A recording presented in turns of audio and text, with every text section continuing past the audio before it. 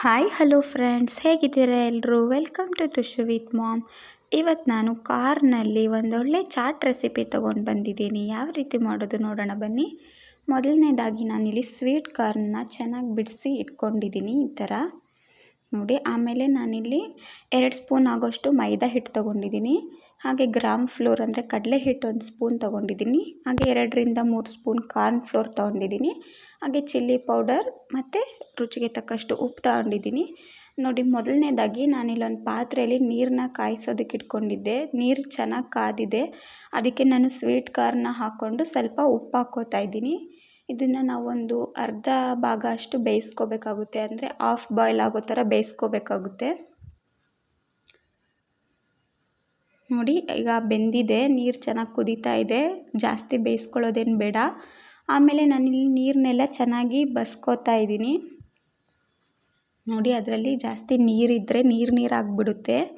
ಅದಕ್ಕೆ ನಾನು ನೀರನ್ನೆಲ್ಲ ಚೆನ್ನಾಗಿ ಸೋಸಿಬಿಟ್ಟು ಆಮೇಲೆ ಒಂದು ಸ್ಟೀಲ್ ಪಾತ್ರೆಗೆ ಹಾಕ್ಕೊಂಡು ಅದಕ್ಕೆ ಉಪ್ಪು, ಚಿಲ್ಲಿ ಪೌಡರ್ ಹಾಕಿ ಆಮೇಲೆ ನಾನು ಅದಕ್ಕೆ ಇಲ್ಲಿ ಮೈದಾ ಹಿಟ್ಟು, ಕಡಲೆ ಹಿಟ್ಟು, ಕಾರ್ನ್ಫ್ಲೋರ್ ತೊಗೊಂಡಿದ್ದೀನಲ್ಲ ಅದನ್ನೆಲ್ಲ ಸೇರಿಸ್ಕೋಬೇಕಾಗುತ್ತೆ.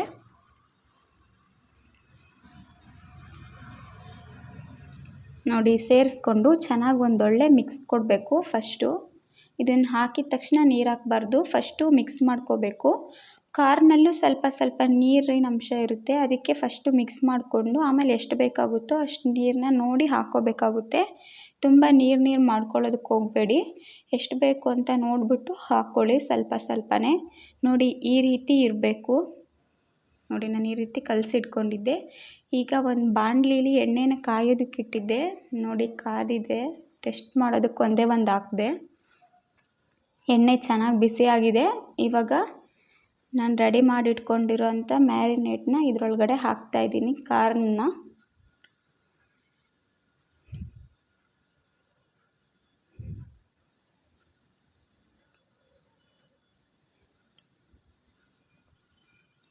ನೋಡಿ, ಇದನ್ನು ಚೆನ್ನಾಗಿ ಸ್ಲೋ ಅಲ್ಲಿ ಇಟ್ಕೊಂಡು ಫ್ರೈ ಮಾಡ್ಕೋಬೇಕಾಗುತ್ತೆ.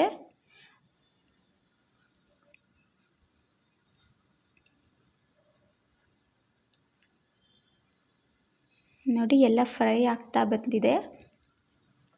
ಸ್ಲೋ ಟು ಮೀಡಿಯಮಲ್ಲಿ ಇಟ್ಕೊಂಡು ಚೆನ್ನಾಗಿ ಫ್ರೈ ಮಾಡ್ಕೊಳ್ಳಿ ಕಾರ್ನ. ನೋಡಿ, ಇವಾಗ ಇದು ರೆಡಿಯಾಗಿದೆ. ನಾನು ಒಂದು ಪ್ಲೇಟಲ್ಲಿ ಹಾಕ್ಕೋತಾ ಇದ್ದೀನಿ. ತೆಗೆದ್ಬಿಟ್ಟು ಮತ್ತೆ ಇನ್ನೊಂದು ರೌಂಡ್ ಹಾಕಿ ಎಲ್ಲ ರೆಡಿ ಮಾಡಿ ಇಟ್ಕೊಂಡಿದ್ದೀನಿ. ನೋಡಿ, ಈ ಥರ ಕಾರ್ನೀಗ ರೆಡಿ ಆಯಿತು. ಇದನ್ನು ನಾನು ಒಂದು ಬೌಲ್ಗೆ ಸರ್ವ್ ಮಾಡ್ತಾಯಿದ್ದೀನಿ. ಅದ್ರ ಜೊತೆ ಸ್ವಲ್ಪ ಆನಿಯನ್ ಹಾಕಿದ್ರೆ ಟೇಸ್ಟ್ ಇನ್ನೂ ತುಂಬ ಹೆಚ್ಚಾಗುತ್ತೆ. ಅದಕ್ಕೆ ನಾನಿಲ್ಲಿ ಆನಿಯನ್ ಜೊತೆ ಸರ್ವ್ ಮಾಡ್ತಾಯಿದ್ದೀನಿ. ಆನಿಯನ್ ಹಾಗೆ ಸ್ವಲ್ಪ ಕೊತ್ತಂಬರಿ ಸೊಪ್ಪು, ಇದೆಲ್ಲ ಆಪ್ಷನಲ್. ನಿಮ್ಗೆ ಇಷ್ಟ ಆದರೆ ಹಾಕ್ಕೊಳ್ಳಿ, ಹಾಗೆ ತಿಂದ್ರೂ ಚೆನ್ನಾಗಿರುತ್ತೆ. ಇವಾಗ ಇದು ಯಾವ ರೀತಿ ಇದೆ ಅಂತ ಹೇಳೋದಕ್ಕೊಬ್ರು ಗೆಸ್ಟ್ ಬಂದಿದ್ದಾರೆ. ನೋಡಿ ನೋಡಿ, ಅವ್ರು ಹೇಳ್ತಾರೆ ಈಗ ತಿಂದ್ಬಿಟ್ಟು ಯಾವ ಥರ ಇದೆ ಅಂತ. ಸೂಪರ್ ನೋಡಿದ್ರಲ್ಲ ಫ್ರೆಂಡ್ಸ್, ನೀವು ಈ ಥರ ಮಾಡ್ಕೊಂಡು ತಿನ್ನಿ, ನಿಮ್ಮ ಮನೇಲಿರೋ ಮಕ್ಳಿಗೂ ಮಾಡಿಕೊಡಿ. ಅವರಂತೂ ತುಂಬಾ ಖುಷಿಪಟ್ಟು ತಿಂತಾರೆ ಇದನ್ನು. ಈಗ ನಿಮ್ಗೆ ಈ ರೆಸಿಪಿ ಇಷ್ಟ ಆಗಿದ್ದರೆ ಒಂದು ಲೈಕ್ ಮಾಡಿ, ಕಮೆಂಟ್ ಮಾಡಿ, ಹಾಗೆ ನನ್ನ ಚಾನಲ್ನ ಸಬ್ಸ್ಕ್ರೈಬ್ ಮಾಡ್ಕೊಳ್ಳಿ. Thank you for watching.